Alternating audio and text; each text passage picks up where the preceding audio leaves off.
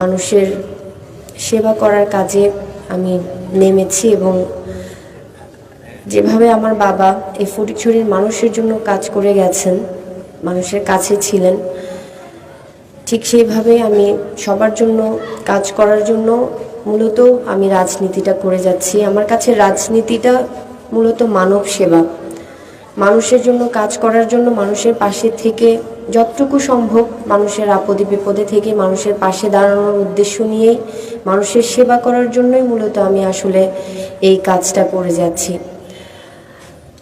সেবা আমাদের ইসলামের একটা ধর্ম, দেশপ্রেম ইসলামের ধর্ম।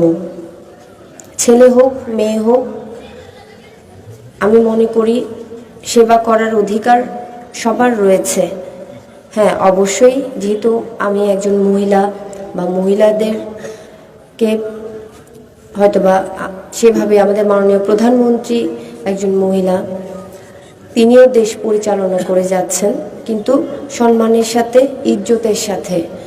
তো আমরাও একজন মহিলা হিসেবে আজকে আপনাদের সন্তান হিসেবে, আপনাদের মেয়ে হিসেবে, আপনাদের বোন হিসেবে আজকে আমি আপনাদের মাঝে উপস্থিত হয়েছি এবং আপনাদের সন্তান, আপনাদের মেয়ে, আপনাদের বোন হিসেবেই আমি এই ফটিকছড়িতে কাজ করে যাচ্ছি বা আমি কাজ করে যেতে চাই।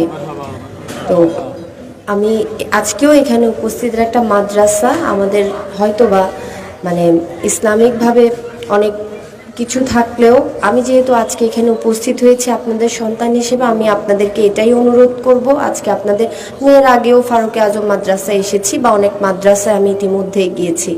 আপনারা সবসময় আমাকে আপনাদের সন্তানের মতো করে গ্রহণ করবেন, আপনাদের মেয়ের মতো করে গ্রহণ করবেন, আপনাদের বোনের মতো করে গ্রহণ করে নেবেন এবং তাহলে আমি আপনাদের সাথে, আপনাদেরকে সাথে নিয়ে আপনাদের জন্য কাজ করতে আমার অনেক সহজ হবে যদি আপনারা সেভাবে করে আমাকে গ্রহণ করে নেন। সেই অনুরোধটা আমি আপনাদের সবার কাছে রাখছি এবং আমি যেহেতু সেবা করতে এসেছি, সার্বিকভাবে আমি আপনাদের সকলের দোয়া এবং সহযোগিতা কামনা করছি। যে যার যার অবস্থান থেকে আমাকে আপনারা সহযোগিতা করবেন, আমার জন্য দোয়া করবেন যেন এই ফটিকছড়িটাকে আমরা সুন্দরভাবে সাজাতে পারি। এই ফটিকছড়িটা আমাদের নির্বাচন যেটা গেল 7 তারিখ, জানুয়ারির 7 তারিখ জাতীয় নির্বাচন ছিল। আমি জানি আপনারা এখানে যারা উপস্থিত আছেন, যারা ভোটার, সবাই মাননীয় প্রধানমন্ত্রী জননেত্রী শেখ হাসিনার উপর আস্থা আছে এবং আলহাজ রফিকুল আনোয়ার, বিশেষ করে আমার বাবাকে আপনারা বারবার নৌকাতে ভোট দিয়ে জয়যুক্ত করেছেন এবং আপনাদের সেবা করার সুযোগ করে দিয়েছেন। তার উপর আস্থা রেখে আমার বাবার সন্তান হিসেবে আমি বিশ্বাস করি আপনারা যারা এখানে আছেন, আপনারা সবাই নৌকাতে ভোট দিয়ে আমাকে আলহামদুলিল্লাহ আলহামদুলিল্লাহ আলহামদুলিল্লাহ আপনারা আমাকে জয়যুক্ত করেছেন। এই জন্য আমি আপনাদের সবার প্রতি অনেক কৃতজ্ঞতা প্রকাশ করছি, ধন্যবাদ জানাচ্ছি এবং মহান রব্বুল আলামিনের কাছে আমি অনেক অনেক শুকরিয়া আদায় করছি এবং আল্লাহর কাছে আমি এটাই চাই, এটাই দোয়া করি যেন আল্লাহ আমাকে ওই নসিব করেন, এটাই আমাকে যেন নসিব করেন, আমি যেন আমৃত্যু আপনাদের সেবা করে যেতে পারি, এই ফটিকছড়ির মানুষের খেদমত করে যেতে পারি এবং মানুষের জীবনযাত্রার মান উন্নত যাতে আমি করতে পারি। এই জন্য আপনারা সবাই আমাকে দোয়া করবেন এবং সহযোগিতা করবেন। এবং এই মাদ্রাসার জন্য ইতিমধ্যে আমি কথা বলেছি, এইখানে একটা আসলে ভবনের দরকার। তো যেহেতু মাত্র আমি দায়িত্বটা নিলাম, আমি অবশ্যই এই মাদ্রাসার জন্য একটা ভবনের জন্য আমার অবশ্যই চেষ্টা থাকবে যাতে করে আপনারা খুব শীঘ্রই একটা ইনশাল্লাহ এখানে একটা ভবনের ব্যবস্থা যাতে ইনশাল্লাহ করে দিতে পারি। তবে যে বাথরুমের ব্যবস্থা বা শৌচাগারের ব্যবস্থা যেটা বলা হয়েছে, এটা আমি ইনশাল্লাহ এর মধ্যেই ইনশাল্লাহ আমি এই শৌচাগারের ব্যবস্থাটা আমি আপনাদেরকে করে দিব ইনশাল্লাহ। আমি আর আমার বক্তব্য দীর্ঘায়িত করব না।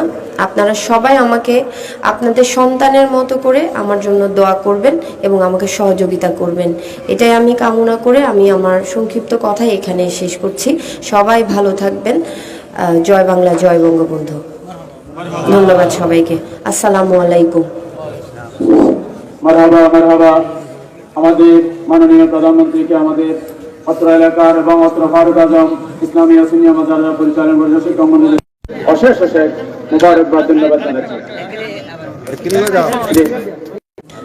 আমি শিক্ষক মণ্ডলীদের উদ্দেশ্যে, শ্রদ্ধেয় শিক্ষক মণ্ডলীদের উদ্দেশ্যে একটু বলতে চাই, ফারুকে আজম মাদ্রাসা কিন্তু একটা সময় মানে একদম 100% পরপর 3 বার, খুব সম্ভবত 100% কিন্তু পাস ছিল। এর মধ্যে রেজাল্টটা একটু বোধহয় খারাপ হচ্ছে।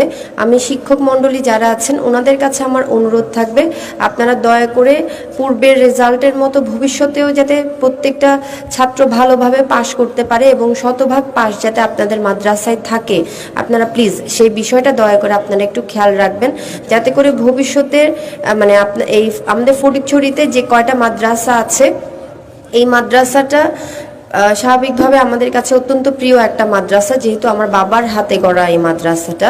তো আমি আপনাদের কাছে আশা করব দাখিল মাদ্রাসার দাখিল পরীক্ষায় যাতে এই মাদ্রাসাটা ভালো রেজাল্ট আবার করে শতভাগ পাস যেন থাকে সেই বিষয়টা খেয়াল রাখবেন। এবং বাচ্চাগুলা যারা এখানে ক্লাস 1 থেকে আপনাদের কাছে পড়তে আসছে, তাহলে সেই বাচ্চাগুলাকে নিজেদের সন্তানের মতো করে আপনারা দয়া করে দেখবেন। আমার এই শিক্ষক মণ্ডলীর কাছে এটাই আমার অনুরোধ থাকবে, এবং যারা ম্যানেজিং কমিটিতে আপনারা আছেন আপনাদের কাছেও আমার এই অনুরোধটা থাকবে, যাতে করে ফারুকে আজমের নামটা, এই মাদ্রাসার নামটা যাতে আমরা ফটিকছড়ি যতগুলো মাদ্রাসা আছে তার 1 থেকে 5-এর মধ্যে যাতে আমরা সব সময় দেখতে পাই, এই অনুরোধটা আমি করছি আপনাদের কাছে। ধন্যবাদ সবাইকে। আসসালামু আলাইকুম। মারহাবা মারহাবা।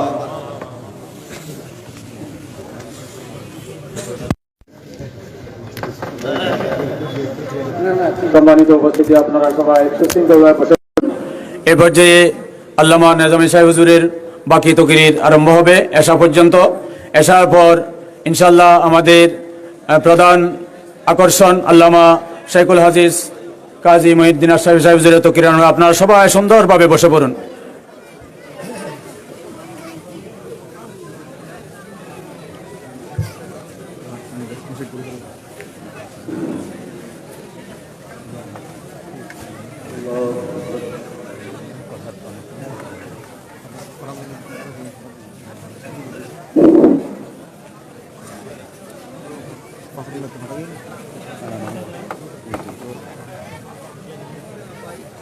তা আমি যে আলোচনা আপনাদের সাথে পেশ করেছিলাম,